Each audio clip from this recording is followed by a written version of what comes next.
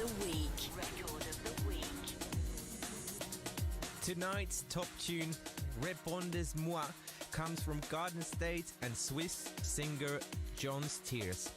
Répondez-moi, I don't know how quite to say that, but it's from their debut album Inspirations. This is Group Therapy.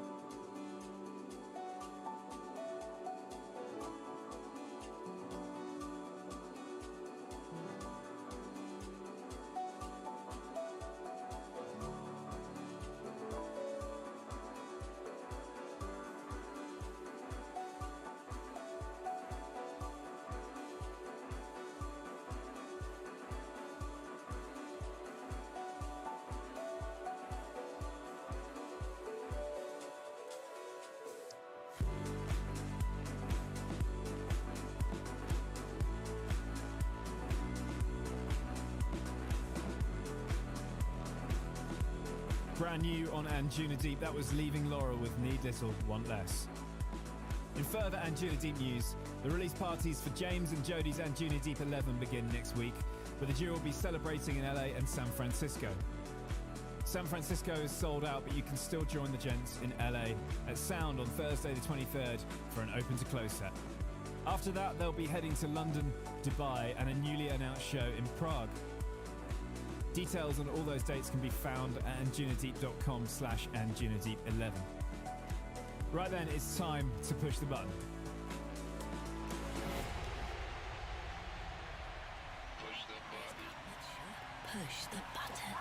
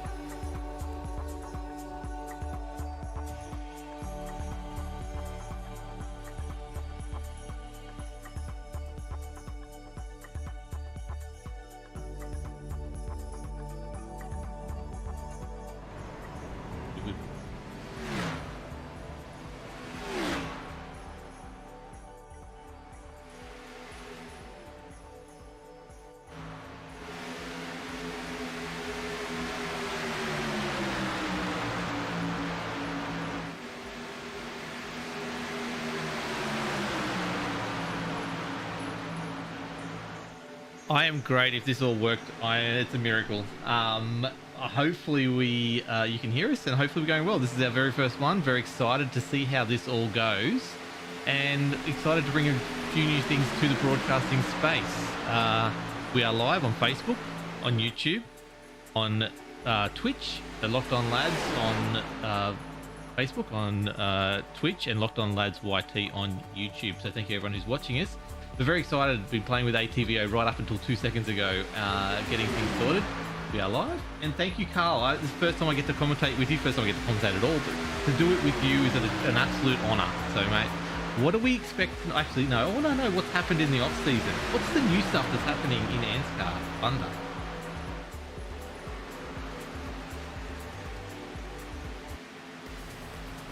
Thunder? You're on mute. That's not good. Is at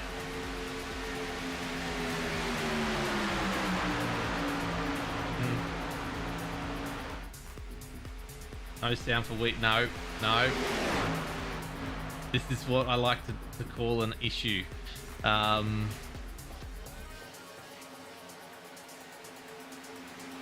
Okay, so I'm going to fix that, and we're going to go. That's why. Now they can hear you, mate. Let's start again. Let's just roll it again. Let's just restart everything. Hello everybody and welcome to ANZCAR Thunder for 2022. We are here on our new home of Locked On Lads, Locked On to TV. Thankfully, they have given us a home where we can broadcast all of the fantastic racing action for the Xfinity Series for 2022. Joining me in the booth, as you may have heard before, is Mr. Peter Wilson-Wilkinson. How you going, Peter? I'm great, mate. Let's do this all over again. I am extremely good. We're just going through some technical issues. I'm also trying to organize the guys that are doing the podcast without me tonight, right now, in the other Discord, and I'm just trying to get all that sorted out as well. So at this stage, I'm being told about sound levels. I'm trying to produce. I'm trying to commentate. It's all good. But yes, Locked On Lads TV is launching right now. So thank you everyone who is watching us on Facebook, on YouTube, and on Twitch, like I just mentioned before.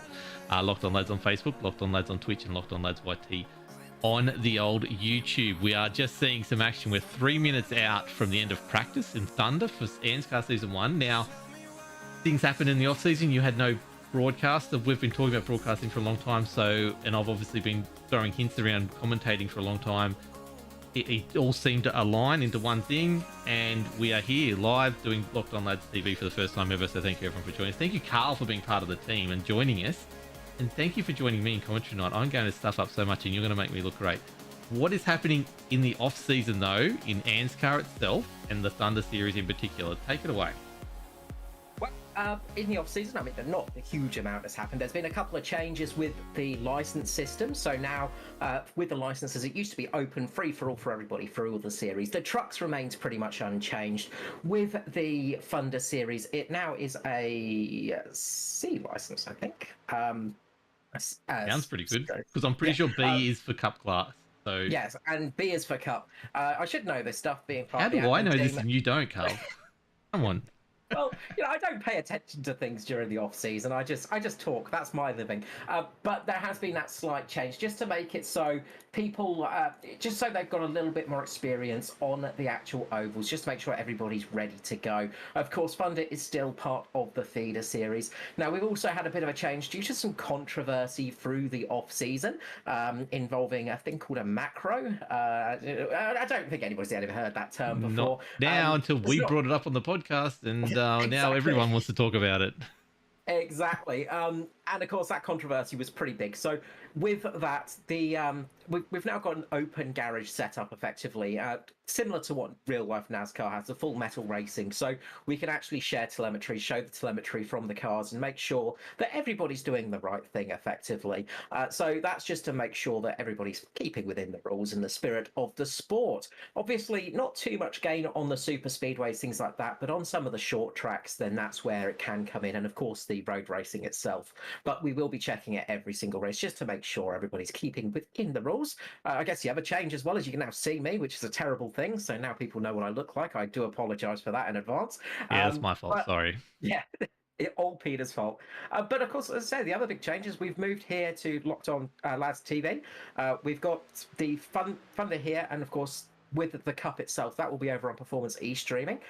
So we are back on old Performance e-streaming, but tonight it's all about the Thunder, and that's the main thing. We are here at Daytona for our traditional kickoff track that is 63 years old, I think, from memory.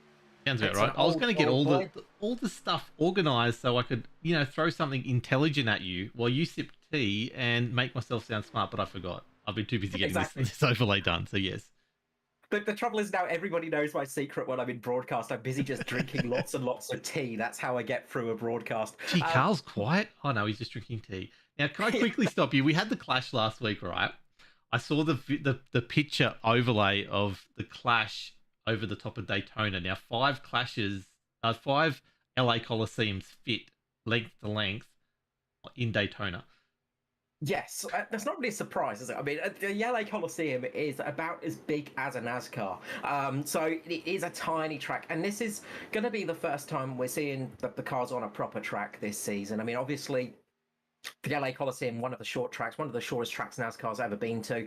Not the shortest track from memory, but it is very much a short track as practice wraps up here. But we are here at Daytona, and as I say, the kickoff for Thunder, of course, Thunder didn't get to run at the Coliseum. So maybe in the future we might do a little event for them. But right now we are getting the qualifying kicked off. So as is tradition, it is a single car setup, so only the one car is going to be out on track. If you've never seen the oval side of racing before, if you've not watched NASCAR before, well, first of all, welcome. But second of all, we do a single car qualifying, so nobody gets affected by the draft, which is a huge influence here on a track like Daytona. Yeah, it definitely is. So we're going to go on board with some. We've got Wade Cheaty here. Can you... I always love you talking through a lap of Daytona. Now, we're not actually... you're not going to have to put up with us during the broadcast, seeing us live talk, because we're not the actual main thing of this. We're actually the back bit. It'll be a proper looking broadcast, so don't stress about that. But I've got Wade Cheaty out in the background. He's coming around one of the back corners here, about to head around to the main straight. But take us through a lap of what kind of pressures, what kind of little things people can do to get that extra tenth of a second that they need at Daytona. So first of all, the second lap's usually the faster lap because you're going to build up speed as you go around Daytona. It is a huge track. We've got a track length of, what is it? I can't remember off the top of my head now. 2.5 miles in length, so four and a bit kilometers. So getting up to speed takes a while in these cars. Getting up to speeds of 280, 290 kilometers per hour as well. So not talking slow speeds here. It's all about getting it right on the corner as well. You want to get the corners perfect. You don't want to carry too much height in the corner because that's going to lose you a little bit of speed. Running up right to the edge of the wall, for instance, will just cost you a little bit of speed because you've got to go up that hill. Now, the banking on this track is ridiculous. If you try to actually climb it walking on, their hind legs, you would fall over effectively. It's that tall. So this is going to be the fast lap for Wade. So coming up to the start-finish line here, you want to cut down a little bit. Try and cut the track as short as possible as well. And you'll probably see on the second lap, he'll go possibly just a little bit below the yellow line on this qualifying lap. Of course, in the race, you can't do that. Keeping low is important. You're going to be using the centrifugal force of the oval to keep as much speed as possible. So effectively, if these cars don't have much downforce, the way it works is they get squashed down on the actual track because of the banking itself. On the straight here, coming up to turns 3 and 4 now. Again, just flat out through this whole track, keeping your foot glued to the floor. And it's just a matter of picking the right spot to turn the wheel. You don't want to put too much input in there. You don't want to be soaring away at the steering wheel because that will cause you to lose speed. So just gently around the steering wheel is what you want to do. And now coming up to the start-finish line, cutting down, possibly leaving a little bit of room there at the bottom, not taking as much line as possible. Jumps to the top of the timesheet straight away ahead of Lachlan Urquio with a 50.59. That will be a relatively good lap there for Wade.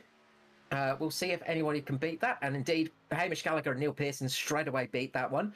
50.579 for Hamish Gallagher, currently on pole and the reigning season champion as well. Now, I want to get some commentator's curse going from you. I think I've got my audio a little bit higher than yours, but we're trying to work that out as we go on the fly. So let us know if there is any problems in chat. I saw McDad. Thank you for pulling us up on that.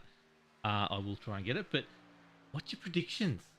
We've got Thunder. We've got all these really good cars. Like we're seeing names like Micklemore, Traher, Gallagher, Pearson, as you said before, Dyson, all these kind of Urquio, all these big names. We've also got a whole heap of fresh names as well. What do you expect out of tonight?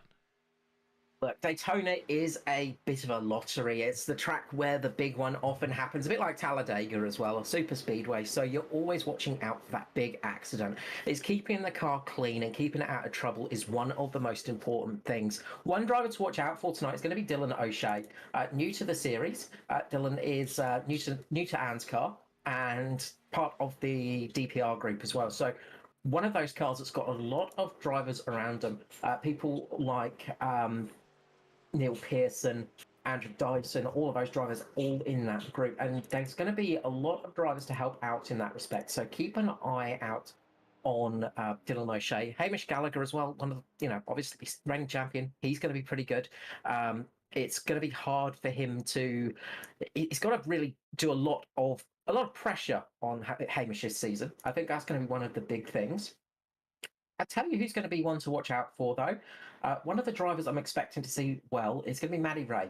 Maddie Raymond, probably not going to qualify, going to start way towards the back of the grid, but he tends to keep the car as clean as possible and will work his way through the field. And towards the end of the race, we may well see Maddie Ray up there fighting for the lead of the pack. That was like starting from the back of the grid. That was the one thing I did notice when I raced in the Thunder last year. So let's move on to the gridding. We're going to actually go to transition to the actual race. So bye-bye, everyone. You're not going to have to put up with watching us anymore, so we'll catch you soon. But transition into the actual feed.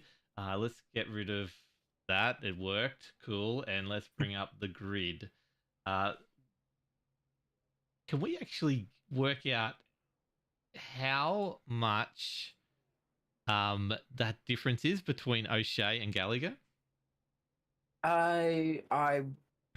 Is it officially a dead heat? It's officially a dead heat. Yeah, cool. Officially an absolute dead heat between them.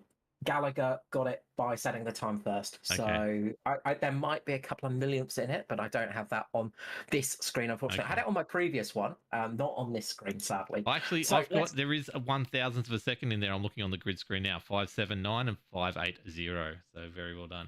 So you want to go through the grid close. and I'll see if I can press buttons and see if it works. Yeah, let's get through the starting grid. So up on the front row, we have Hamish Gallagher and Dylan O'Shea. Second row is Patton and Sheedy.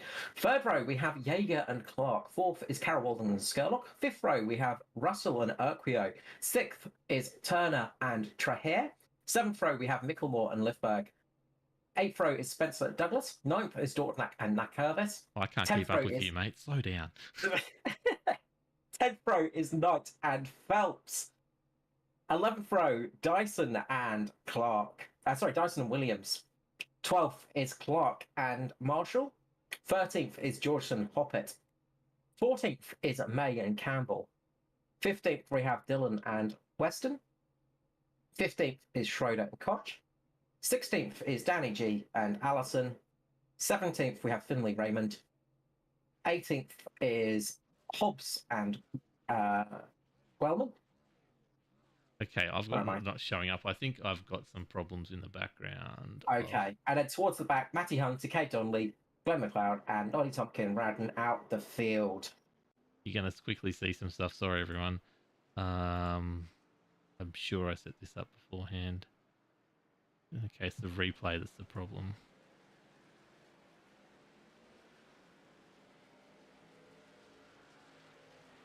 That might not take effect, but I apologize for that. That is something that I need to work on.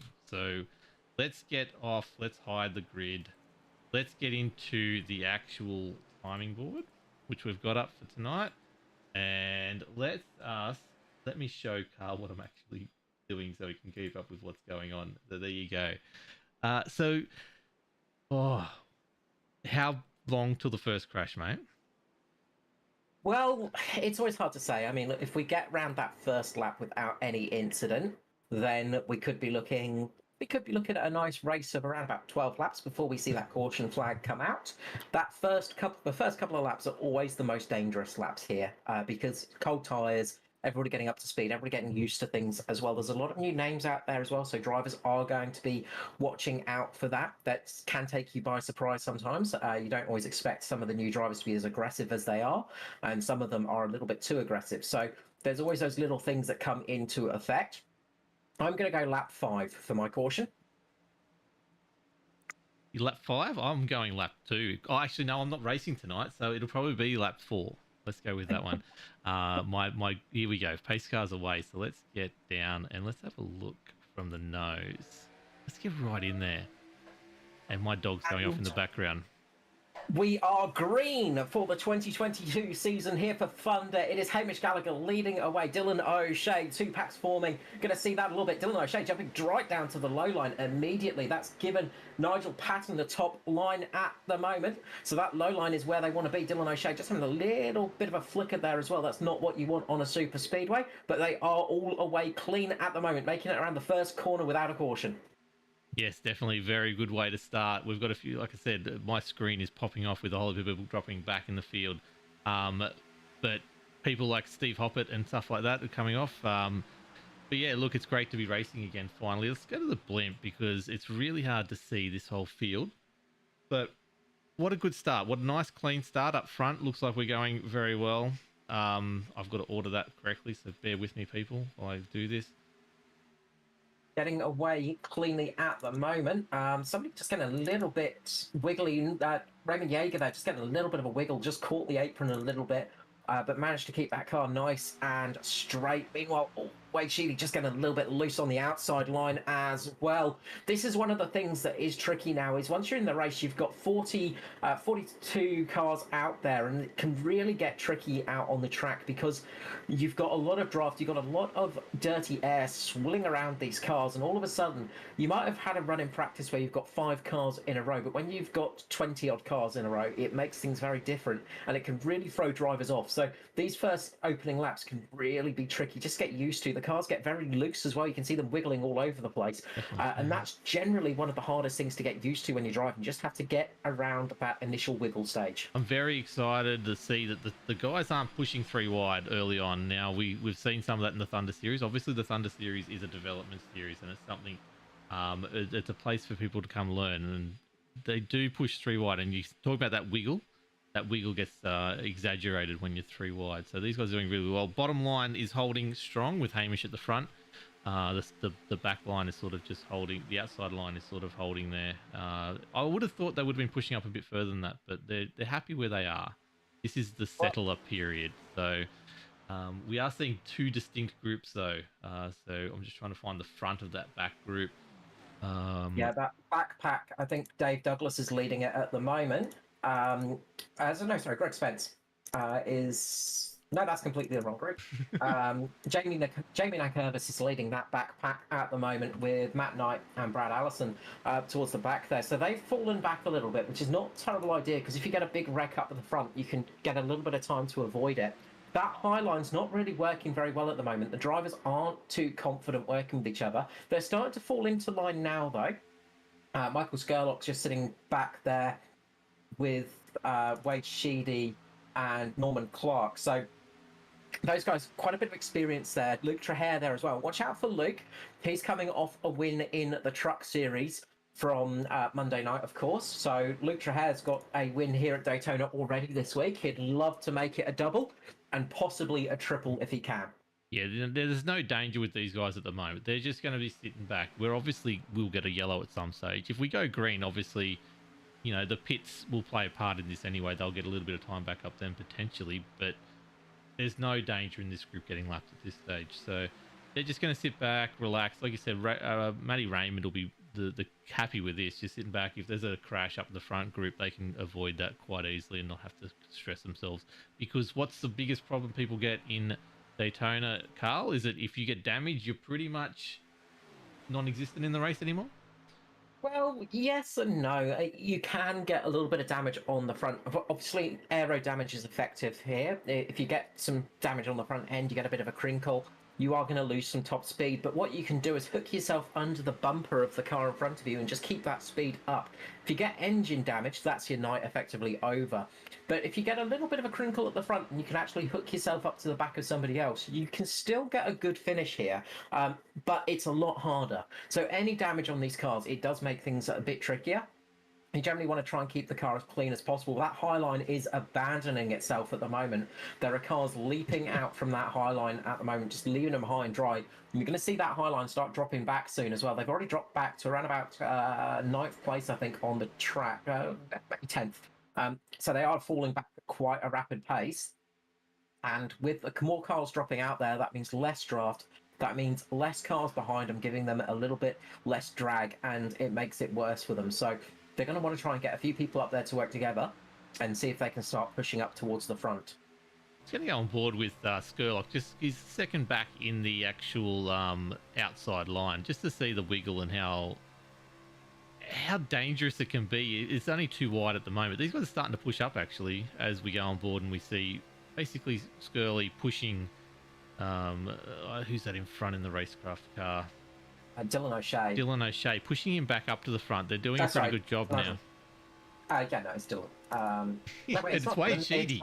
Wade Sheedy. There we go. I finally found it on my thing. I just got to know where to look. But no, they're actually pushing right back up just as I go on board. So that's really good to see. So the top line starting to work. But you can see how much he's just struggling to keep it in the one spot there. And, Yeah. you know, it's 3 wide, that becomes a nightmare.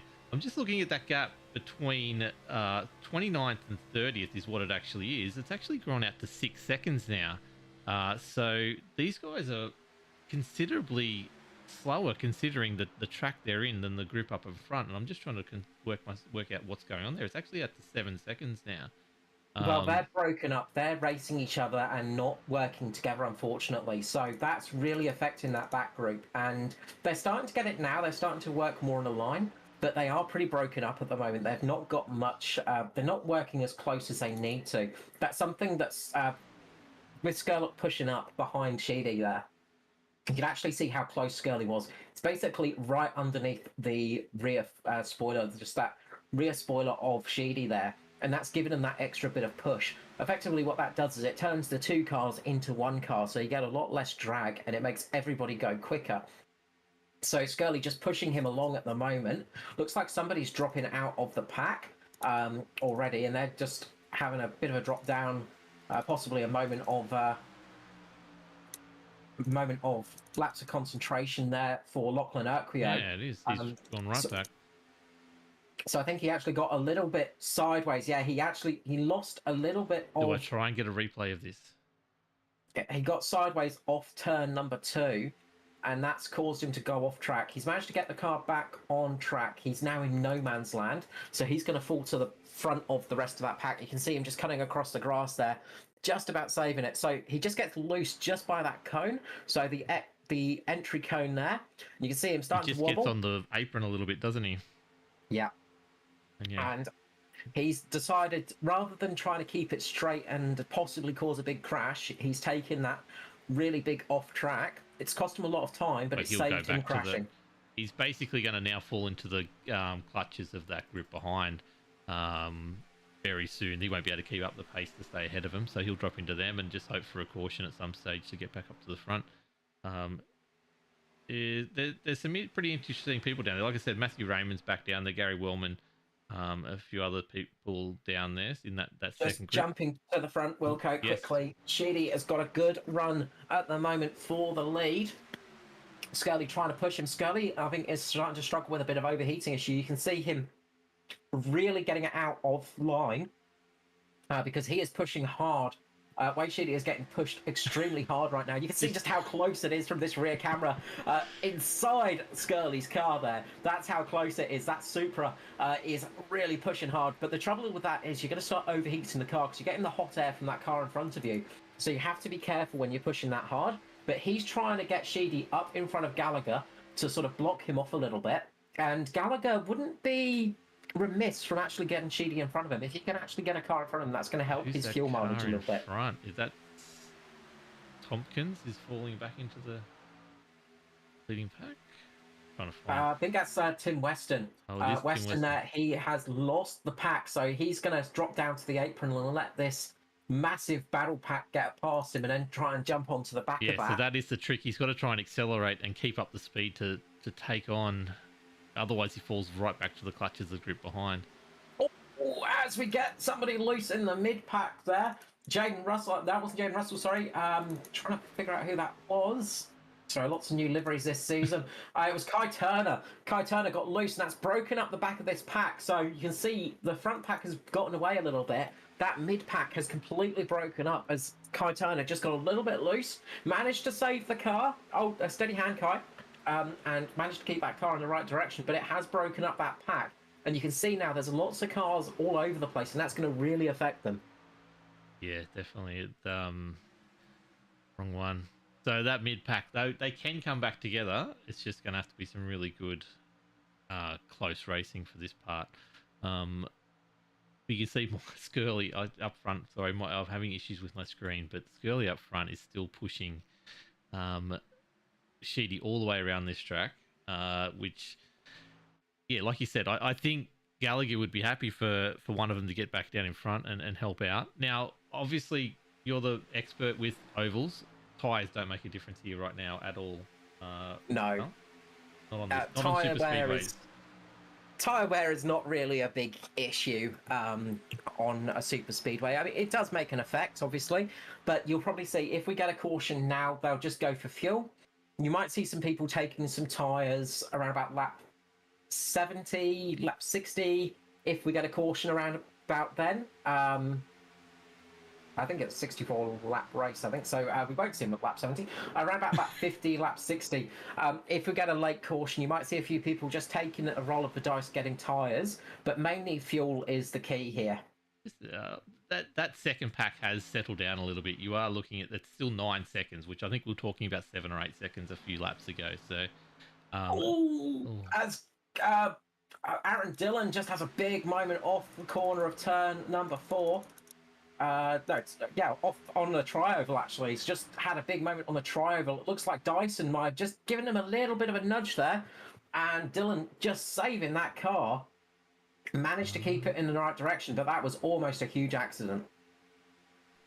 Yeah, sorry. There's a 13 and an 013. I got the wrong one. My bad. It happens. But yeah, so let's see if I can get a replay of it. No, yes, there it is. So... Yeah, so it just looks like Daiso was just trying to bump draft Dillon a little bit, and Dillon wasn't quite expecting it, especially on the tri-oval section. When you're turning, it can really affect the car, and if it's unsettled, your car's going to go around. So that's what's happened there, unfortunately. And that has cost Dillon big time. Yes, Dillon dropping, actually coming into pit lane, so he has really dropped out of this one. So that's really affecting him. Meanwhile, up the front, it is Gallagher in the lead of this race, Sheedy on the outside, and those drivers behind are going to be pretty happy with this because the car in front is going to be using a lot more fuel than the cars behind it. So the reason for that is you don't have to go full throttle when you're driving in the pack. Of course, you can just go about 75% of the throttle, and that means you're using a lot less fuel, so you can go a little bit longer. And the longer this goes without a caution means the longer those cars in the mid-pack can go. They might be able to last an extra lap, even 2 laps. And if a caution comes out then, after everybody's green flag stopped, they're going to gain a huge amount of positions. Yeah, sorry for people watching that. I'm just trying to play around with cameras, trying to work out where things are. Look, this is predicted, Daytona, but what is not predicted is the lack of cautions, mate. Green flag racing, 17 laps into a 64-lap race. Do you expect this over the weekend when we do the 500? I hope so. It is one of those things, is you do tend to get some long green flag stints here. If everybody's playing smart, which they are at the moment, nobody's really trying for free wide. Everybody's pretty much settled in at the moment. And that's a really good sign. That's just showing, again, good racecraft from everybody, because there's no point in hammering it hard home, hammering it too early. If you push too early, you're just going to end up losing the race. You can't win it in the first lap. You sure as heck can lose it.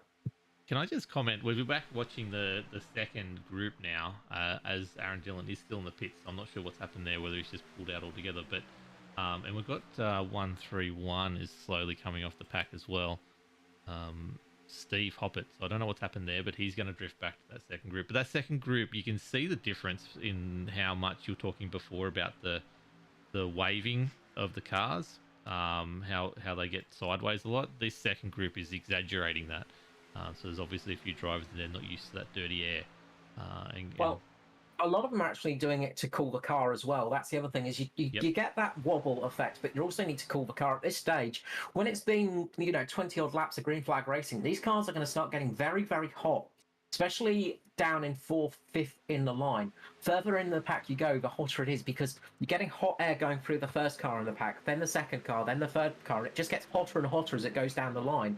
And eventually you're just getting such hot air that your car overheats within a couple of minutes. So you need to step out of that draft, but you also need to stay in the draft. It is kind of a lose-lose situation, really. So that's why you'll see them just drifting down.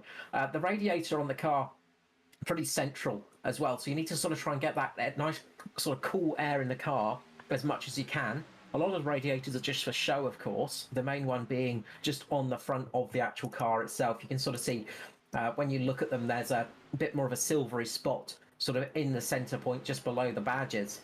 And that's where the nice cool air comes in. The rest of it is just stickers.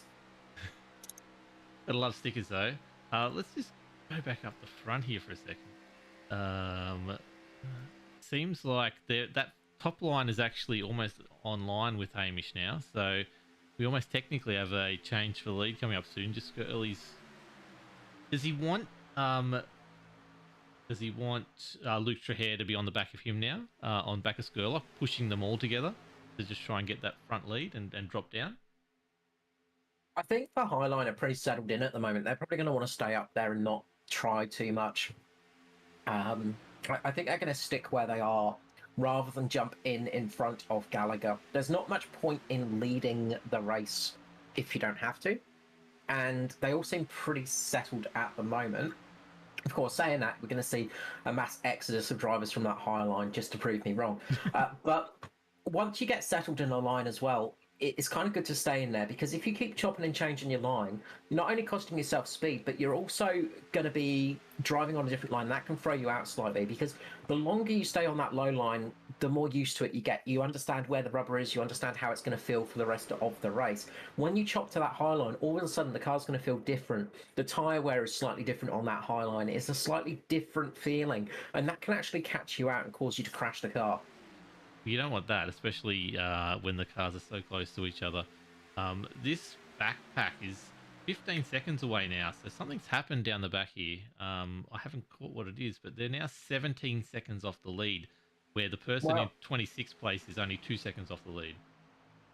The big backpack that we've got going on there it's just purely because they're not on the main pack. I'd say that's the main reason. They've just not got as many cars working together. Yeah. You also have to remember you've got the side draft happening as well. So if you're running a single line, you're not getting that side draft action too. So you're losing out a little bit on top speed. So for instance, I'll just... Well, I've got here, we've got Kate Donnelly at the front of this pack now. It's 294, 295. We move up to Hamish Gallagher's going at 300 k's an hour. Yeah. And that's the difference from the draft. That is purely because they've got more cars in this pack working together. And that's the difference it makes. It's a couple of miles per hour, but that's a big difference on a super speedway like this. And it just chews away at the time. Luckily, Daytona is pretty large, so it does take a bit of time for them to lose out completely. But they are more than a straight behind now. And that's sort of getting to the point where they need a caution to get their race back into effect. Yeah, definitely. So basically this backpack is just sitting there hoping and praying, where the front pack is just, like you said, they're just keeping the cars cool. They're just trying to, keep it clean. And the race won't start till probably lap 55, I guess, with 9 to go. We are talking fuel is going to be a problem. I can't remember a car. Yeah, we are. Dylan O'Shea just got very close to the apron there. Fuel, you'll be able to get, I think, about 30 laps, 25, 30 laps, I think, from memory, in the Xfinity car. We are potentially seeing some green flag stops going to happen in the next little bit, which will be good. Yeah, so we'll probably see Hamish Gallagher coming in the next 5 laps, I'd say. As I've not done my testing. I usually will go out there for a few laps and get an idea of fuel mileage. But I think we're going to see some cars coming into pit lane. I think we might actually be seeing somebody coming in right now. Nope, they just got out the line. They've just made a mistake. But we will see the cars starting to look at pitting in the next 5 laps or so, 5 to 10 laps, I'd say. And as I say, it's going to be Wade Sheedy and Hamish Gallagher needing to come in first. Now, the issue for Sheedy is he's stuck up on that high line, and it makes it a lot harder to pit in, because to pit, you can't really just go, okay, I'm going to come in right now, because there's a big group of cars underneath you that won't really let you through. So you can get sort of hung out to dry sometimes, and that can be really, really detrimental to your race. I just worked out, Twitch chat was talking about the Skippy race being in the standings, and I just worked out what they were talking about. It is fixed on my end. The NDI wasn't set up, and we are good to go. That is something I need to learn. I'll remind me. But so I want to quickly go back to that, talk about, especially about fuel. I love fuel. My experience with the super speedways is, let's say not Skirley, but let's say Luke Trahair there can be basically off the throttle 20-30% and still hold that speed with the draft. Yeah. Hamish Gallagher is going to be obviously hurt because of that, because he can't take his foot off at all. So he's going to need more fuel. Is that going to play into these pit stops? Are we going to see a huge difference there? Well, if they all pit at the same time, there will be a little bit of difference in time. I mean, obviously, these things, the refueling on these cars is not super quick, but a couple of tenths of a second will make a big advantage for you. The main thing is, as I say, it's going to be the fact you can go longer. So you'll see the rest of the pack maybe go 1 or 2 laps longer. And if they can go 1 or 2 laps longer working together, then it's going to be very useful for them, because they keep up that speed. They keep up that 200 and almost 300 kilometers per hour, whereas Hamish Gallagher is going to be lapping for a couple of laps at 280 kilometers per hour, and he's just going to fall right back off of this group, and then he's not going to have a place to slot into. So that can be one of the big things that makes a difference. The longer you can keep this pack running, the worse it's going to affect those people that stop early.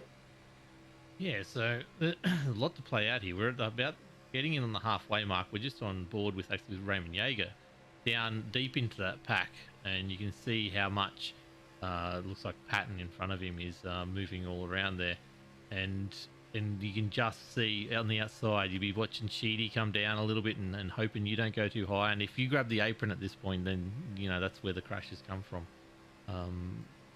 But I wonder who's going to, it has to be Hamish goes first, doesn't it? Or is it one of the backpack?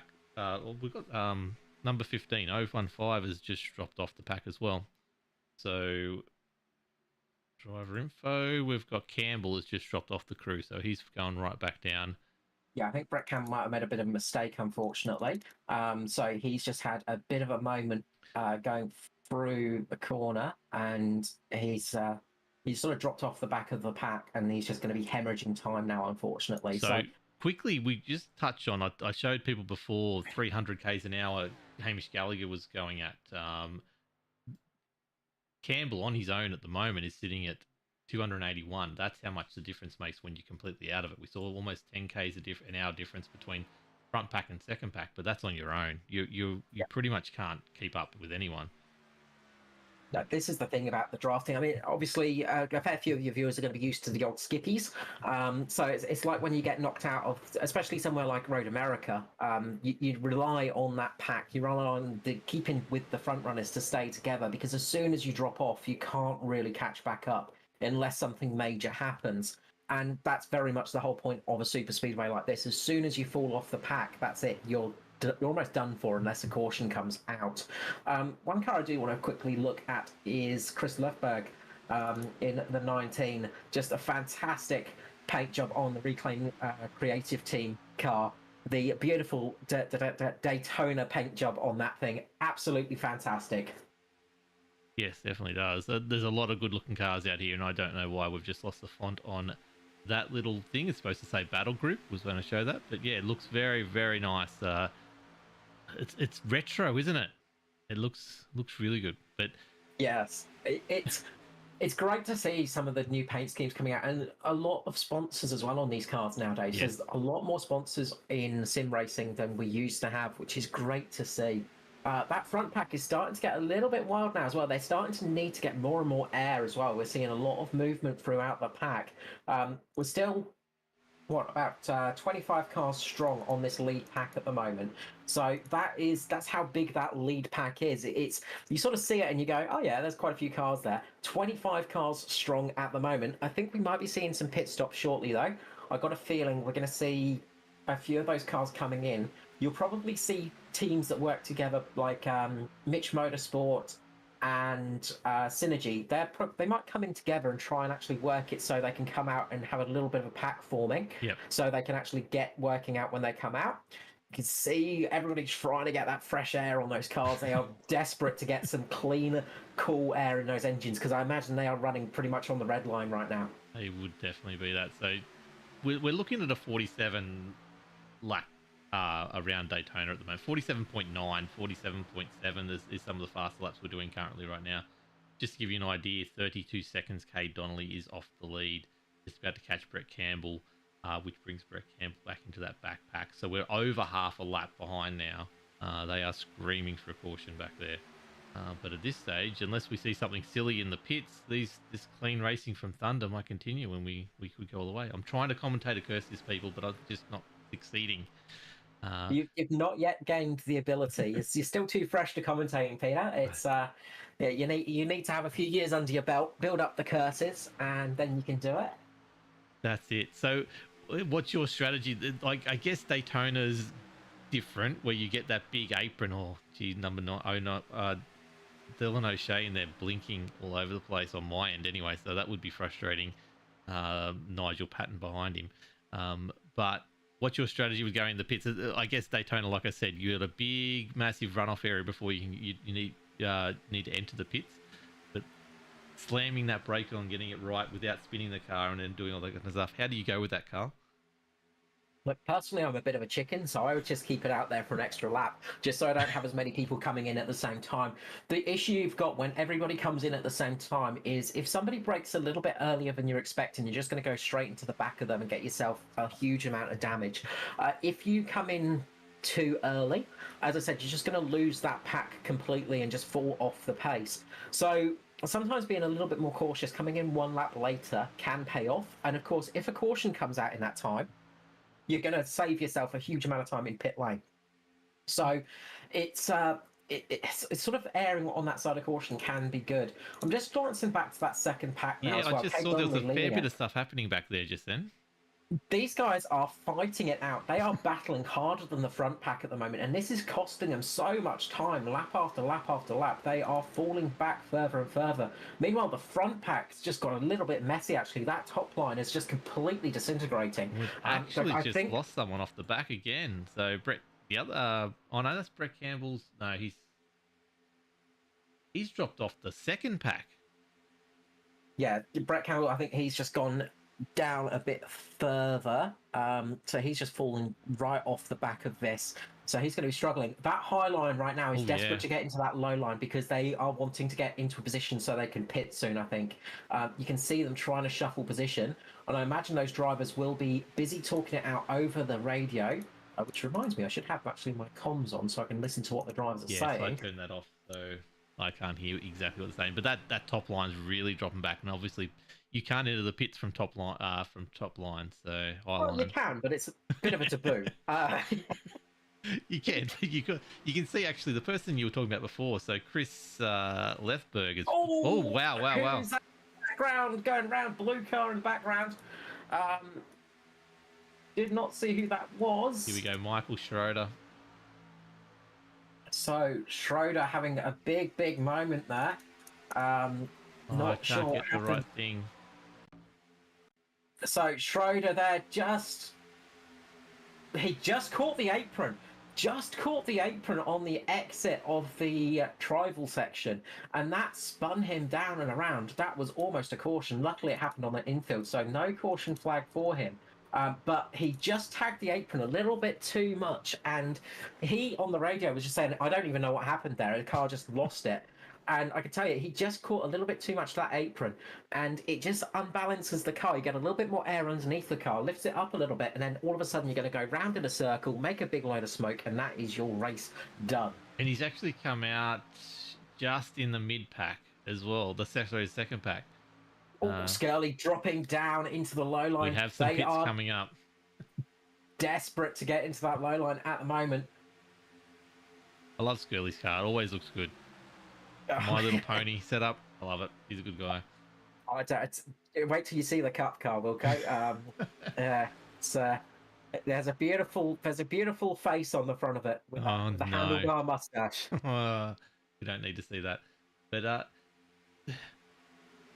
we won't see the backpack run into the front pack until after pits, I assume. But obviously that's going to bring its own level of chaos to this thing as well. So what do you expect when that happens? Are they just going to fall through and try and fill in the gaps and sit at the back and actually try and keep up this time, or they just go straight through and fall off again?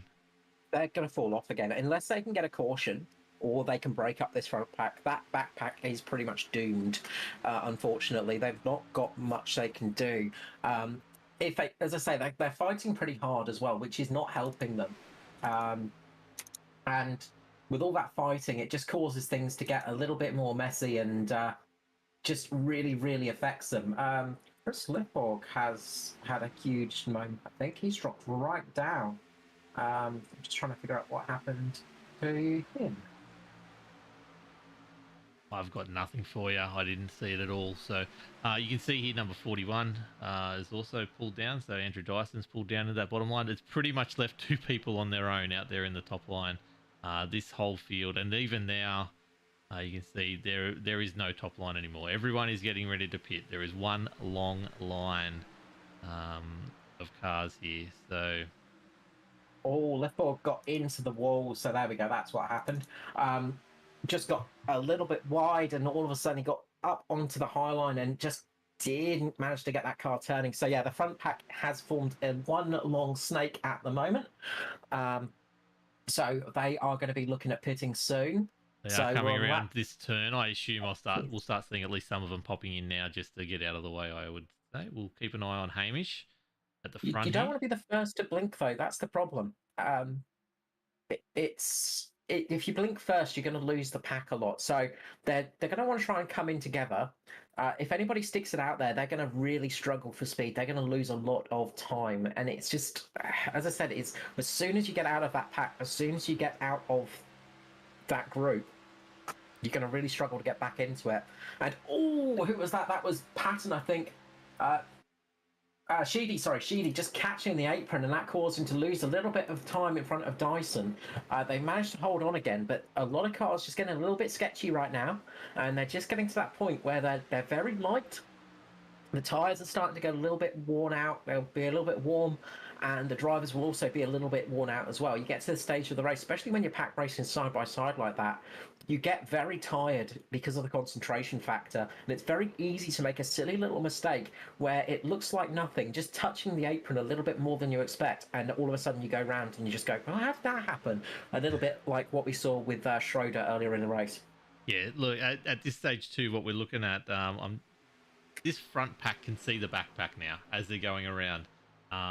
That's got to be... Here they come. Here we go. Okay, so let's see. Pit stop show. Gallagher in. Russell very late on the brake. Shady as well. Somebody on the grass. Lots of cars almost losing it in pit lane. A few people might be looking at speed and penalties there. Of course, these cars, they don't have speed limiters. So that's one of the big things on the oval cars. They don't have a speed limiter to them. So you've got to do it all by yourself. So it's very easy to get a speeding penalty. You've got to be really careful of pit entry as well, because obviously, as we saw there, it's really easy to make mistakes. I think Gallagher got out in the lead there, just in front of Jaden Russell, and has managed to actually help out his teammate a little bit in that Josh Micklemore to climb right onto the back. Oh, we got cars crashing, have we? We've got cars coming into pit lane, and we almost got a crash there. Dave Douglas manages to pull it up. So does O'Shea. Really close there to having some crashes. Nigel Patton now, I think, leads the race. Oh, I've got O'Shea still out there. O'Shea's in the pit lane. Oh, there you go. Yeah. So Patton leads the race now. So this is that group of cars that were a bit further down the pecking order, a bit further down the pack. They've managed to save a bit more fuel. So they're going to spin out one more lap now, come in, and they're going to try and get this working together. Now, meanwhile, you're going to have somebody like Hamish Gallagher and Josh Micklemore working together out on track as well. And they're just in front of this pack. As who is that going off on the grass? Michael, who was that? I saw a blue car going across the grass there. But quite a few people struggling to get into pit lane. And these things, they don't have the best brakes. That was Glenn McLeod actually just absolutely locking it up, going onto the grass and having to. He actually jumped out of the car, so he didn't get a caution. So McLeod deciding to take the tow rather than cause a caution. Good on him. Yes, definitely. This race is fascinating with 20 laps to go, which has come along so quickly. Trying to find my timing board is completely out now. But let's go look at Hamish because we know he came in front. He's currently 40 seconds off the lead, which puts him. This whole field is scattered right now, which is really good to see as well. So let's see what they. Oh, Hamish has had a bit of a moment there with catching up to slower cars who are just exiting pit lane. Oh, how did it is going to get dicey here? Reese May has somehow survived that coming off the apron right at the right second. But this is the scary part. This is the part we're talking about where the back crew has just run into the front crew and pits. So Micklemore sitting just nicely back there behind Jaden Russell and Hamish Gallagher. But that is Norman Clark in front as well. So he's from the back crew as well, is he? Yeah, I want to look out for though is the yellow SRM cars just pitting in. Matty Ray just trying to get something working. He saved a lot of fuel there to get up there, but Norman Clark, he has stopped. So Norman Clark working his way through the field nicely. He is too. That's very well because Norman Clark is a veteran from ANZCAR from my memory. He is. Did I use the wrong word? Sorry, a person who's been around ANZCAR for a while. Oh look, veteran is underselling Norman Clark. He's been around since the inception. Norman is one of our drivers, South African driver, a lot of experience, especially in rallying. And if you ever get a chance to talk to Norman over a beer about some South African rallying, especially in his BMW days, it is well worth it. Yeah, definitely do. And he's always competitive. That's what I like about Norman. He's always willing to. He's just about in every ANZCAR race that I was in. He was in the Thunder, and he was backing up for the Cup Series the next night as well. And happy to just go around. Really, really good bloke. What are we seeing here, Carl? We got 18 laps to go here. Obviously, everyone's jockeying for position. Where do you want to be in this race? I know you just want to be in the race, but where do you want to be right now? Well, preferably you want to be about third, I reckon.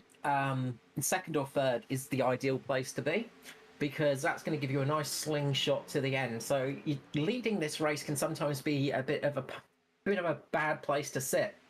So sometimes being second or third can work out very well and give you that opportunity. But right now they are coming across so many cars because of those pit stops. Everybody is scattered and you can see them 4 wide across the start finish line there. They are 4 wide around Daytona for a couple of moments there.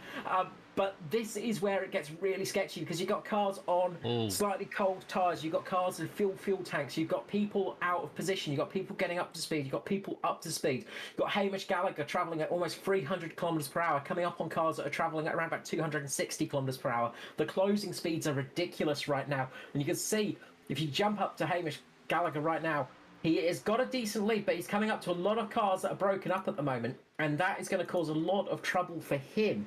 He's got Jaden Russell just behind him with Josh Micklemore. We did see Micklemore and Jason Martin get together in the Truck Series race towards the end of that race and actually cause chaos. So he's not going to want to repeat of that, Mr. Micklemore.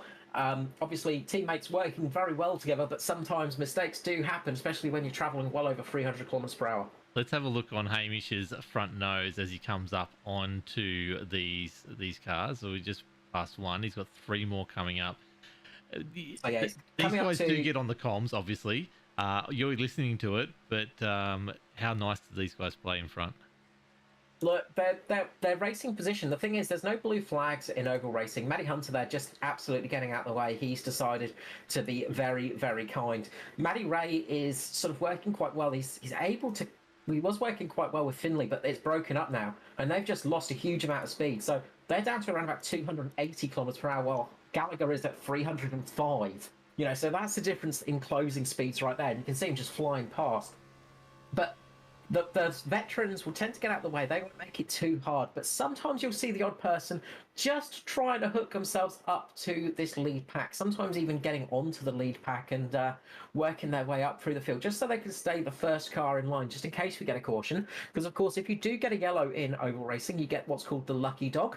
And that means that you can actually get your lap back, get on the lead lap, and potentially get yourself a win. Yeah, well, Lockie's in that current position now. I've got 19 cars still on the lead lap. There's still 19 cars that can win this race with very 15 laps to go. So we're into that final stage now. Jockeying position.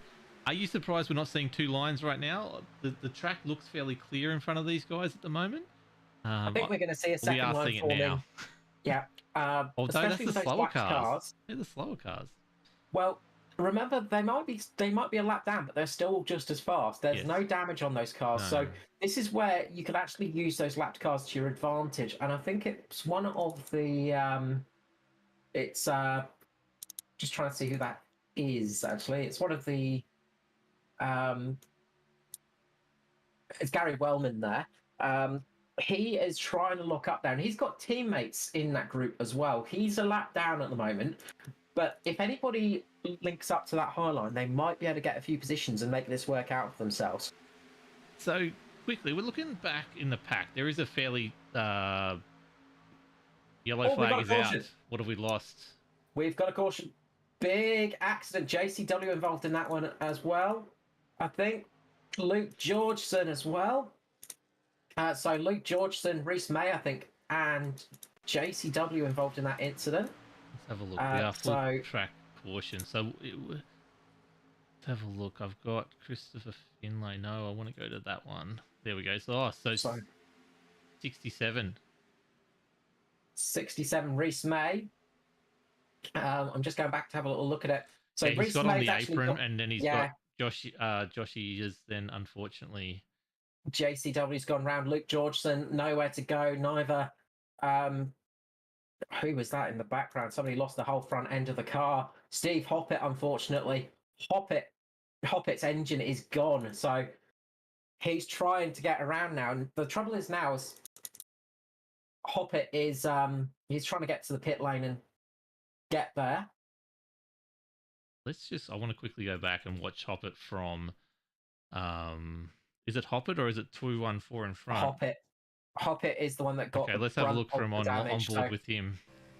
Unfortunately, veteran of the series, Steve Hoppett, nowhere to go in this. So you can see in front of him that accident happening. He thinks about going to the high line. He thinks that's where it's going to be safe. But then, unfortunately, JCW gets speared right up there with Luke Georgeson. And that causes that accident to happen. All of a sudden, there's smoke in the way. Nowhere to go. Hoppett on the brakes, but nothing you can do in that situation.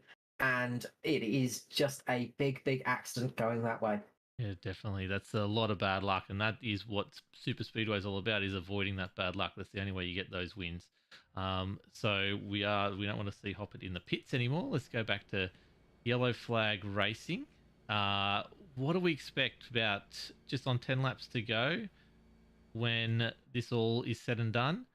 Obviously, that second group that I was just starting to talk about that had dropped 12 seconds off the lead has got the reprieve they wanted. It was Mirko, Luke, and Skirley, and even Norman Clark had all dropped about 10 seconds off the lead, and now they get that free bump back up to the lead pack, and we see this pack behind getting around to try and catch up as well. So all 19 cars that are on the lead lap should be almost together, ready to go.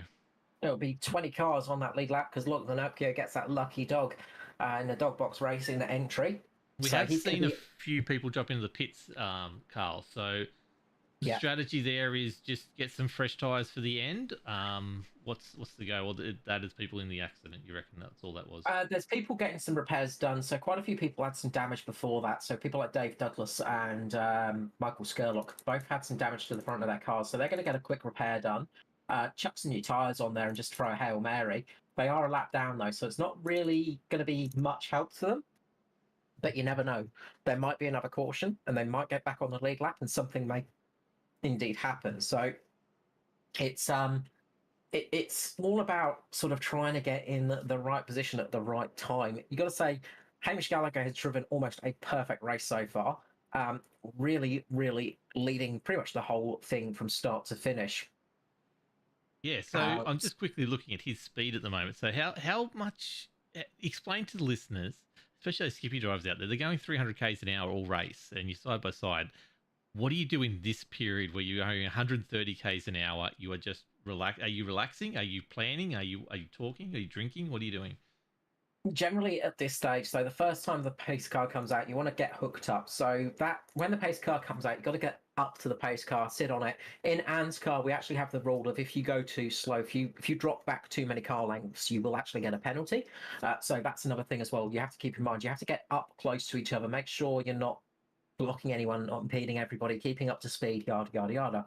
Once you get to this stage right here, you generally will have a quick drink of water if you've got some by your side, have a little stretch, have a little bit of a look on your dashboard, see what's going on with the fuel, see what's going on with tyres, maybe have a quick chat to your teammates. A lot of drivers will just quickly look and see what's going on around them as well, see if they can work out who's there and who's not. Maybe if they're in the same Discord, chat about who's around them, try and work out a little bit of strategy. Right now, what's going to be going through the mind of those drivers is Hamish Gallagher and Josh Micklemore are going to be sort of rubbing their hands with glee because they're both on the low line. So they're going to be talking strategy about this restart. So you'll probably see Hamish counting in the restart. Of course, no rules against that. It is on the leader. So he'll be able to get Josh Micklemore on his back. So hopefully those two can keep nice and close to each other.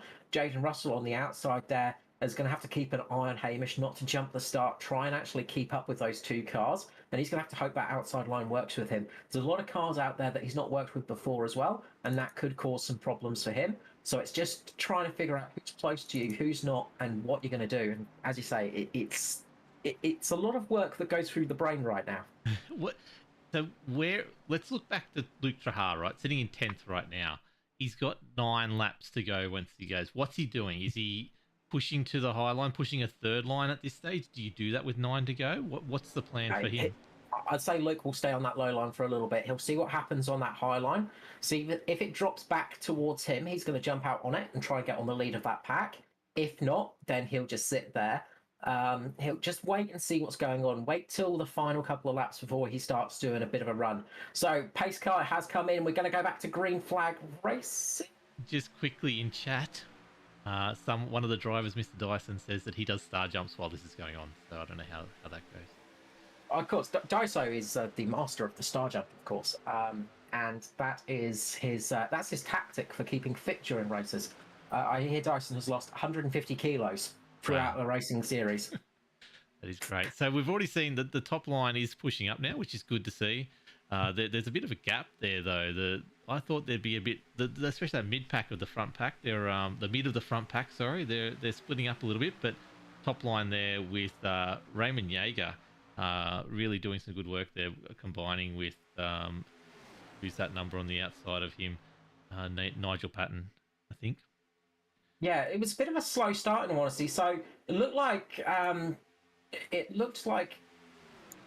was a bit of an odd restart really. It gave a little bit of room for Jane Russell to get down on the inside and actually slot in between himself and Micklemore. So Jay Russ is down there with Micklemore and Gallagher right now, and they're going to be working together. Yes. We know that Synergy and Mitch Motorsport are friends, so they'll be sort of chatting it out, and that's put Raymond Yeager right on that outside line now, with Nigel Patton just behind him, with Mirko Dornat. So they're going to see how this goes, see if they can actually work this line together, and there's Skirley sitting there as well. He might be a lap down, but he's sitting there at the moment. Just if that caution comes out, that might work out very well for him. So it's all thinking about that. You can see Hamish is just coming up a little bit to block that high line a little bit. Just moving up there with 8 laps to go. He's trying to make it so Raymond Yeager doesn't get a chance to make a run on him. Because if Yeager gets a run and gets slotted in front of him, he could potentially get this race won. So you're going to see Hamish Gallagher just trying to slide up a little bit, put the high line off a little bit, see if he can keep in this position. Yeah, because once he gets in front, he's box seating basically to the end. Until we get a third line and we see what happens there. I suspect in a couple laps we'll see a third line come out, but you can see there, that's Jaden, that's 90, that's Nigel Patton's all over the back of Raymond Yeager, not keeping it straight at all. No, and that's going to affect their speed a little bit as well. They want to try and keep these cars as close as possible. But as I said, the more you run like this, the hotter they get. And you can see right now, in front, he's Raymond getting there. Jaeger's getting a beautiful push. Patton is pushing Jaeger as much as he can, but he can't quite hold it there. He is really trying to get the push going and seeing if he can get Jaeger in front of Gallagher. But they're not quite working together as well as they need to. Yeah, and they really need Mirko back there as well, just pushing him along. Those three, as you said, working together perfectly at the moment. You can see how straight those cars are in a line. They're working. They've got this in the bag at the moment, unless those other three work together on the outside. Gurley, self-confessed, doesn't know how draft works at all.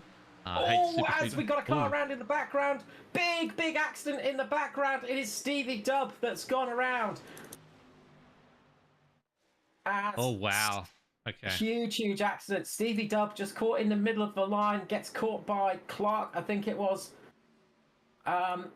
Gets caught by Clark, and around he goes. And a big accident in the background there. That's 3 wide. That's what's happened. Stevie's in the middle, and 96 just pulls up on him and pushes him around, which then Gary Wellman, everyone is basically a passenger there. And as I said, the big one has come, and at these super speedways, that's what happens: is you get the big one, and it is a big old crash, and that is a lot of cars caught up in that. That's pretty much half the field wiped out there. A lot of drivers are going to be struggling home now. Of course, they will try and make it home from here, just for the points and things like that, because you still get points all the way down there. But the we're on board with Stephen Clarkey. Just quickly, I just want to have a look at this one. This is the actual. So it doesn't look like.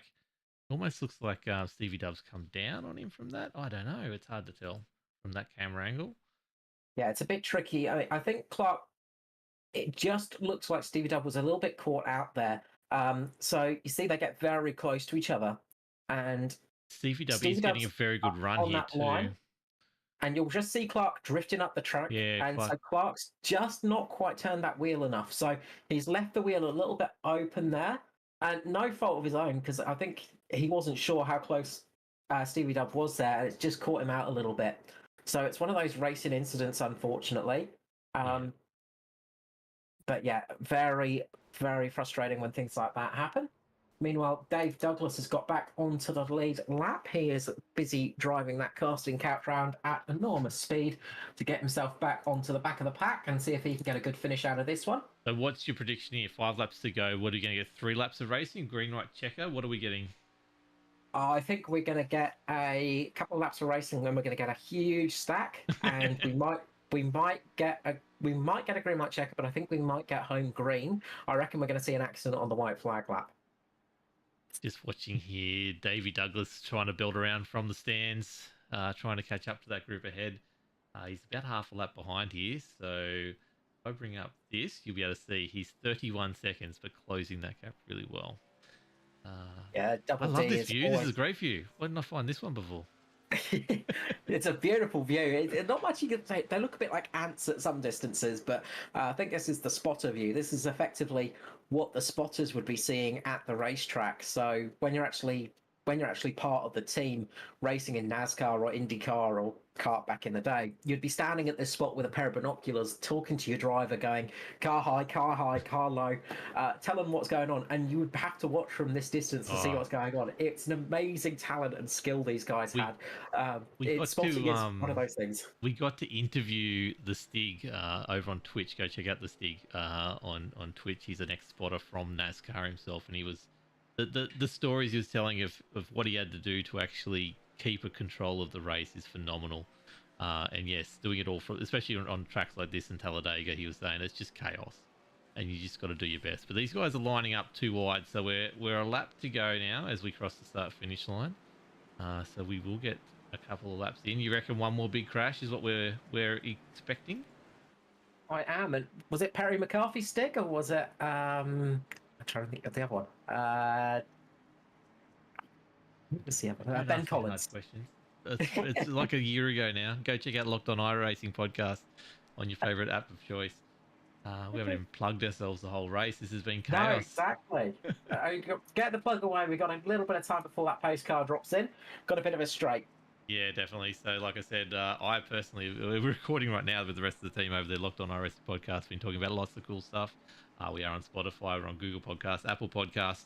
Go rate and review us. Locked On Lads on Facebook. If you want to go check us out over there, give us a like on there. We're trying to get the likes and the follows up so we can get a little bit more exposure over there. But the team's doing really well with Locked On Racing. But we do chat about all kinds of cool stuff. We get the one and only Carl Withy on there to talk about ANZCAR for a good 5 minutes. So you get that. You get Alex McKellar, who talks about Sunday Night Lights on there, in one of the best voices in the business.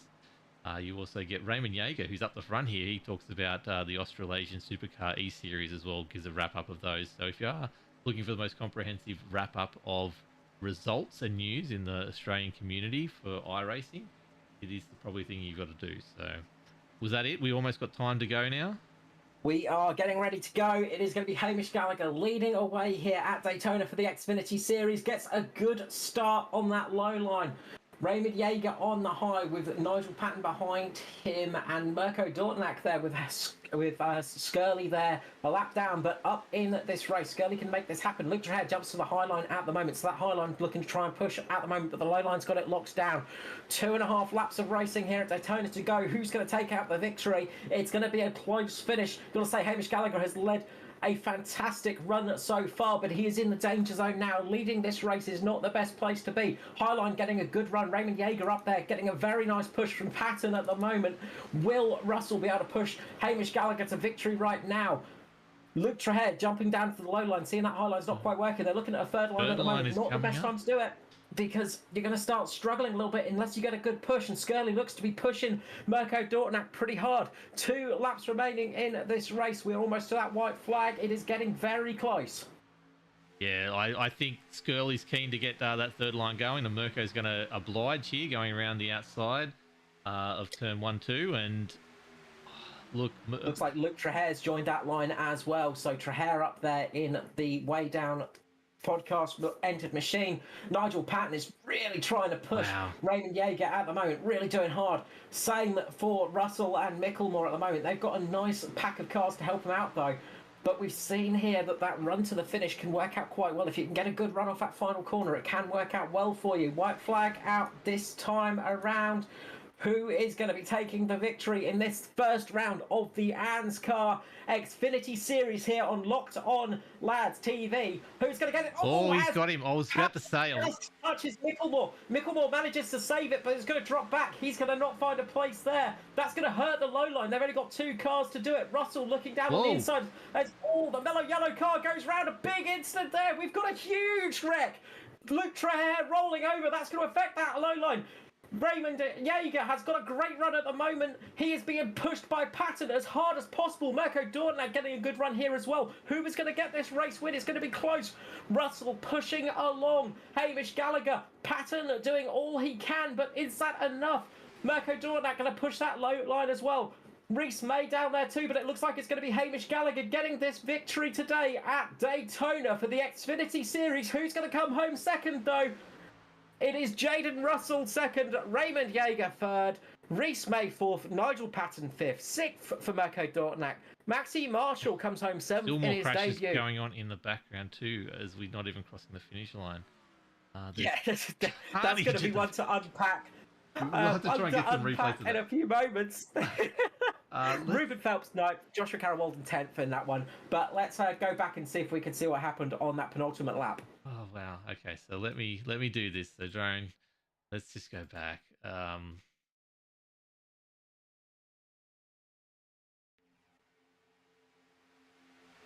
So that pretty much kicked itself off when Micklemore got caught by Patton. Was Micklemore, wasn't it? So yeah, Micklemore did a great save, but couldn't really get back on track because he had O'Shea on the outside. He comes back on, manages to save the car, but then we get a secondary crash a little bit further up the field. So we got Micklemore here. Patton was all over the place, which is what I was going to say. I was going to butt in and say I'm worried about this. That then, yeah, he knocked him back on. So where did he slot in? Who was the next point of the problem. Oh, So there it is, Greg right there. Spence is what happened. So Greg Spence got up onto the side draft, and I think it was a bit of net code actually for Greg Spence. Yes, it It did looks very like much look like that. he had a bit of net code, got pushed down, and then all of a sudden he had nowhere to go. He bounced down on the infield and bounced back up on the track, and that caught Luke Trahair, caught the O'Shea as well. Luke Trahair went flipping around. I think we need to see an onboard of Luke Trahair as well at some stage if you want to Yeah. if you want to keep your dinner down, maybe look away from that one. Yeah, don't But look at that this big in incident VR, was Greg people. Spence. Extra hair on board gyro. Let's go. Let's have a look at this in full pace, and then we'll go back and look at it in slow mo. Up he comes, and then nowhere to go. And then around and round like a washing machine, Luke Trahair tumbling through the air, manages to save the car though. And that was the end of that one. But Like I said, let's look at that was... from the outside just quickly in full pace. Yeah, it just seemed to be a netcode there. Like I guess they were close to each other, but it just pushed, and then he's just lost it on the apron, which is that was the end of it, unfortunately. Yeah, and the trickle-back effect there, you can see it's just... there's nowhere to go. When you're traveling at that speed, it's very hard to dodge cars, especially when there are so many cars all over the track. Yeah, definitely. So I need to find the results. Let's show the results as we go there. So you went through it as we crossed the line, but let's do it in a little bit slower motion now. But see, now you asked me We've something got a lot of people difficult now to here in the describe. interview room, by the way, wanting to be interviewed. So yeah, we'll get them on in a Oh, sec. look. We'll grab up the top three once we are through this. So first place, Hamish Gallagher leading this race from start to finish almost. Fantastic job from Gallagher, defending champion. Jaden Russell comes home a strong second. Raymond Yeager in third position. Fourth, we have Reese May, 27th to fourth position. Great run for him. Nigel Patton comes home fifth. Mirko Dortnack, another strong finish tonight in P6. Maxi Marshall on debut for ANZCAR from 20th to 8th position at the 500 at Daytona. Sorry, Ruben Phelps coming home in 8th position. 9th for Joshua Carroll-Walden after getting a big smack earlier on in the race.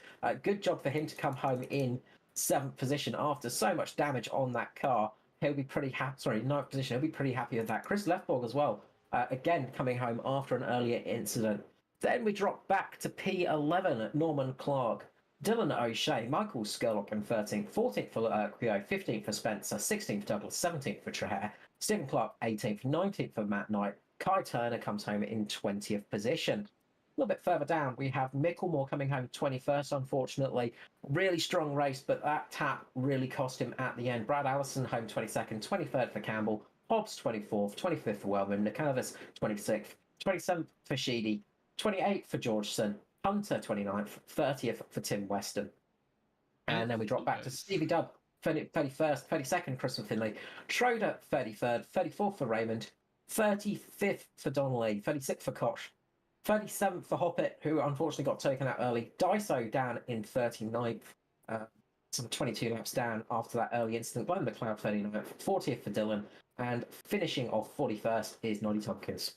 Okay, so we're going to quickly just grab someone. We're just going to quickly do a transition, and we'll be back in about 20 seconds, hopefully.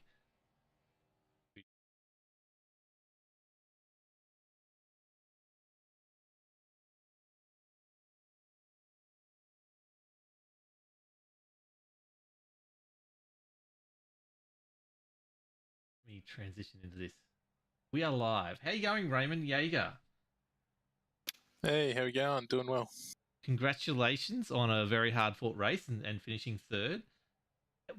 What did you think of the last 5 laps? So, mate, it was pretty hectic the whole way through, to be honest. Daytona's obviously side by side, nose to tail the whole way, and it was pretty intense. The car got a little bit loose when you're following, when you were surrounded by cars. So yeah, it was good, but hard work. Now, Carl, I know you want to ask him the big questions. What tea does he like? But what else have you got for this young Raymond Yeager? Well, first of all, it's good to have you back up here in the booth, Raymond. It's been a while since I last saw you. Yeah, it's been far too long, mate. But glad to be back. I'm actually decent in these Xfinity cars, and I finally get to run them. So much better than in the Cup cars. Yeah, the new Cup cars are a bit different as well, so things are definitely changing. But it's good to have you back here at ANZCAR. Obviously, a really strong finish tonight. Are we going to be seeing you for the rest of the season? Do you think? Yeah, that's the plan. I've got Wednesday nights free now, so I should be able to compete every weekend, well, every Wednesday, which is good because, as I said, I enjoy the Xfinity cars and want to try and knock Hamish off, but it's a tough gig. It's easier said than done actually getting Hamish off that top spot, but you almost did it tonight. We saw Patton giving you a really good push there towards the end. Did you think it was possible just to get that P1 tonight? Uh, we peaked a bit too early, unfortunately. We peaked down the back straight instead of the front straight. So once we sort of dropped back behind from there, I thought we're probably not going to get back. But we tried to get as close as to Hamish as we could to try and get some side draft and stuff. But look, he's a class act, and Jaden did a great job pushing him as well. No, congratulations on that top three finish. A great way to start off the season here in Thunder, of course. Before I let you go, though, the usual things of love and shout out to sponsors and people in general. Yeah, thanks. As I said, a perfect start, really. So, yeah, there's a lot of sponsors to thank for this.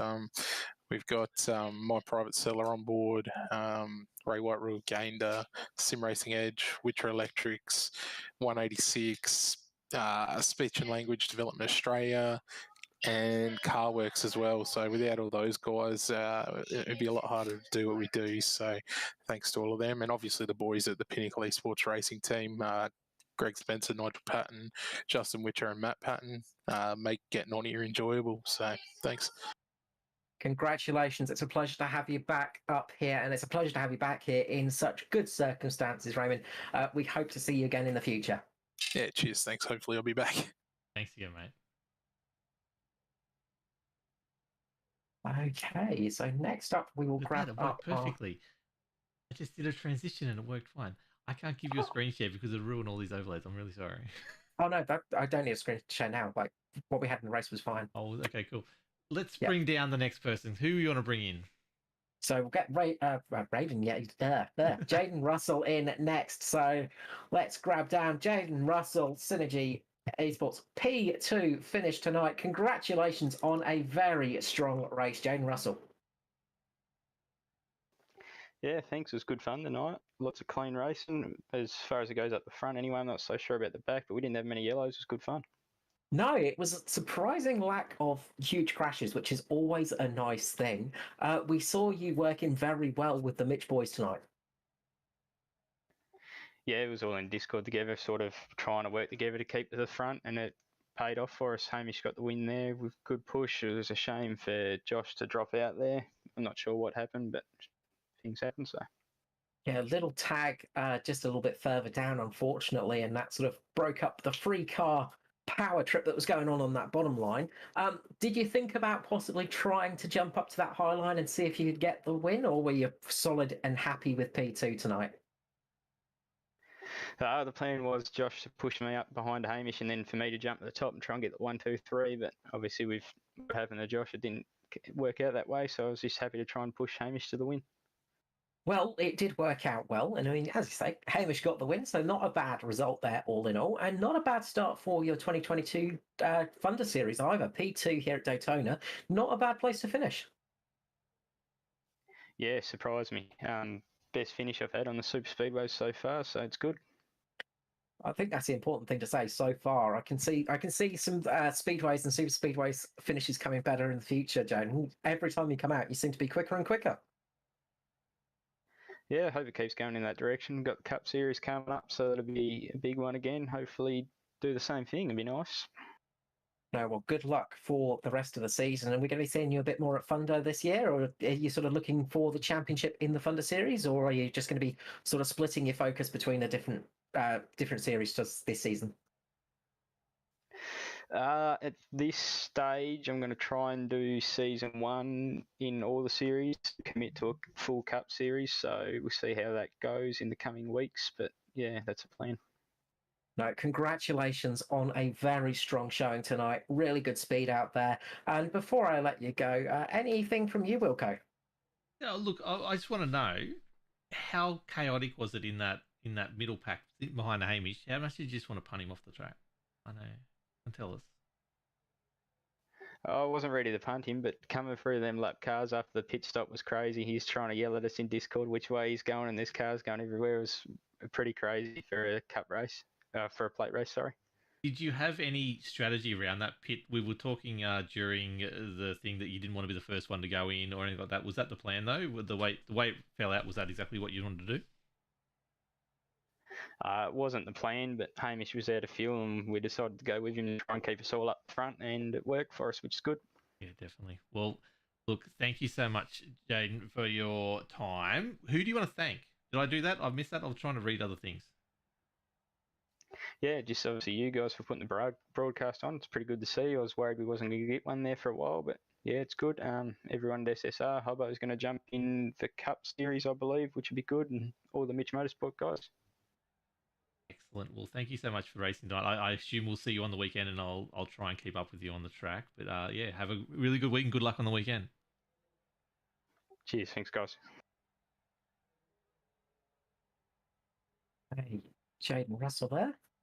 And now we get the race winner. I assume you're going to drag down. Yes, we're going to grab down Mr. Hamish Gallagher. So, welcome back to the broadcast booth, Mr. Hamish Gallagher. Congratulations on winning the first Thunder race of 2022. Great drive there from yourself, and a well-deserved victory. Thank you, Carl. Good to hear your voice again. Didn't think I was going to hear it at all this year. There's no broadcast, only for the Cup. Yeah, no, it was okay. I don't really know what happened in the race. I was out front for most of it. But seemed to be pretty clean at the start, and it must have been got a bit messier at some points. But yeah, no, it was a good race. Yeah, you barely got to check out anybody's bumper tonight. You were pretty much stuck out on front, just looking at the beautiful track of Daytona.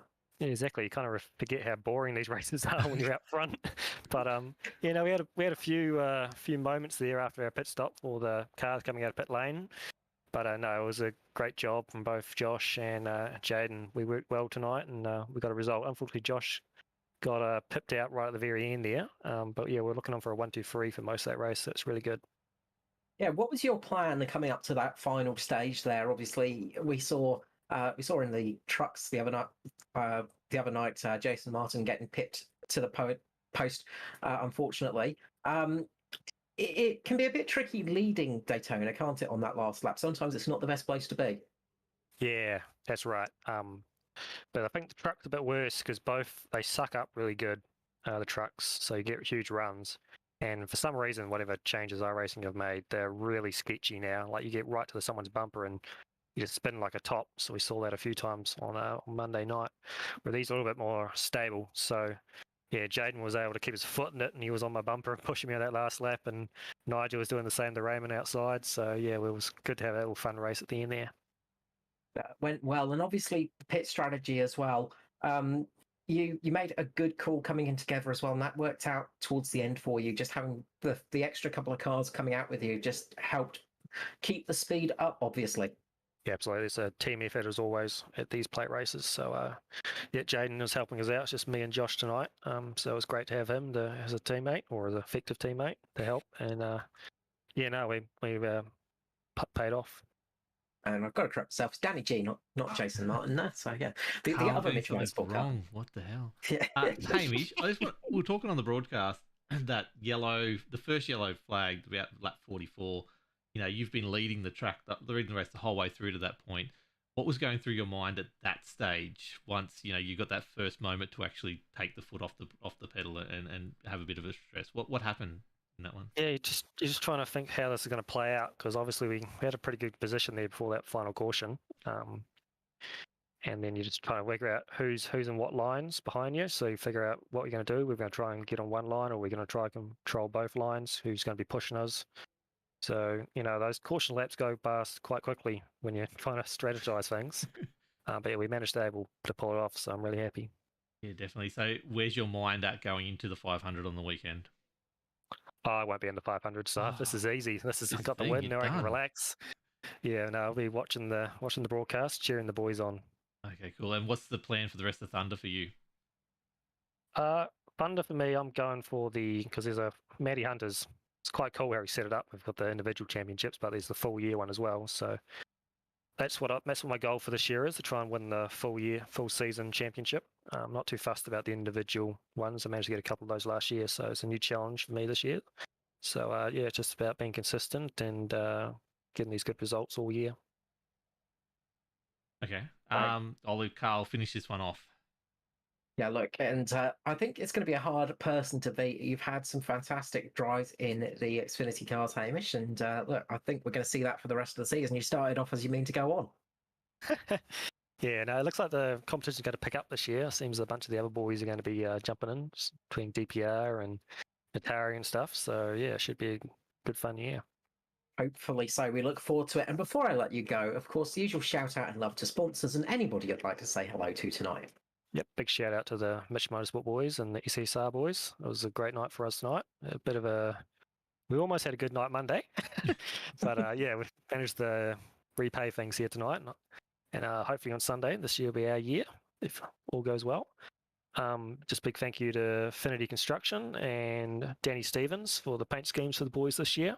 Looking pretty sharp, I reckon. So yeah, and thank you for you guys jumping on board for doing the broadcast. Always good fun listening to the podcast. And yeah, now it'll be cool to watch you guys as well at work. You got to hear me twice as much a week. Sorry about that. Yeah, as if like a 3-hour podcast every week wasn't long enough. I think we're aiming for 4 hours this week. It's all good. At least next week when we recap the whole Daytona 500. Look, yeah, thank you. You're gonna need a few froties, I think, by the end of it, mate. I think so.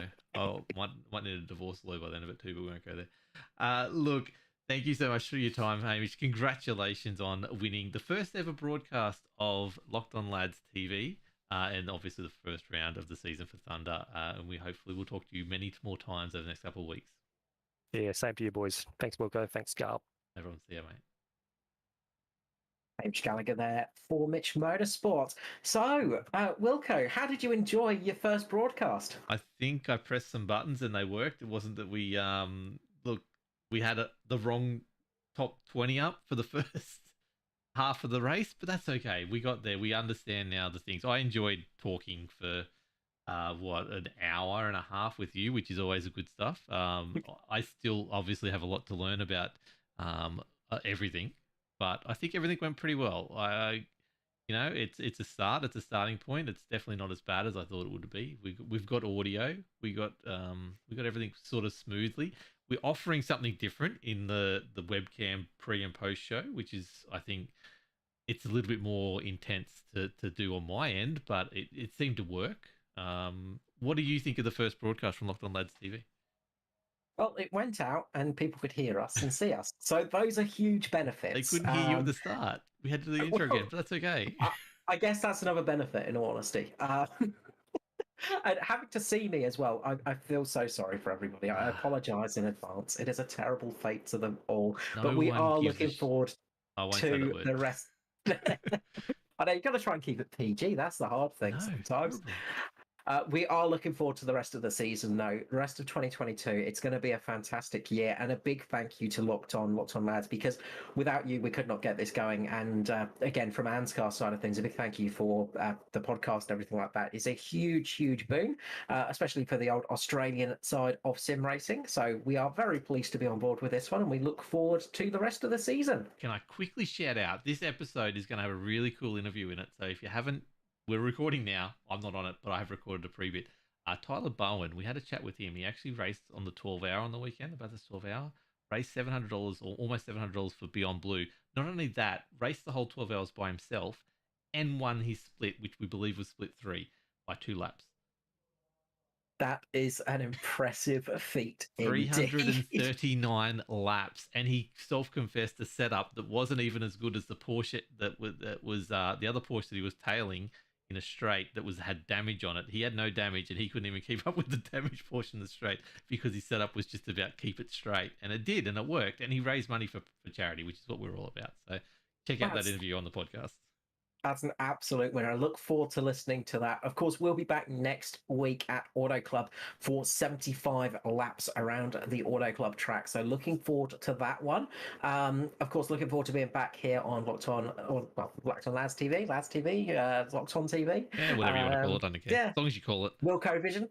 No, we don't Wilco want that. Watch. No, we'll look forward to being back. Been an absolute pleasure to call for this one, and we will see you all again next week. Thank you so much for joining in, and I hope you enjoyed the broadcast and enjoyed watching us in the future as well. Yeah, he tied it up perfectly. Thank you all. See you later. Bye.